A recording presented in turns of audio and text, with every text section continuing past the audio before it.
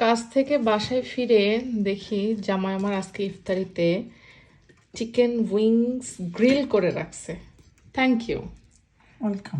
তুমি তো pro chef হয়ে গেছো গো। হ্যাঁ একদম তাহলে তো আজকে সেহরিতে তোমাকেও আমার মজার কিছু রান্না করে খাওয়াতে হয়, নিষেধ তো করতেছে না। তাই না? আচ্ছা আচ্ছা, না আমি আবার বাকি রাখি না বুঝছো, আমি শোধ করে দেই। আচ্ছা তুমি আমাকে খাওয়ালে এত মজার জিনিস, তাহলে তো আমারও তোমাকে খাওয়াতে হয়। এদিকে তিনি কি করে?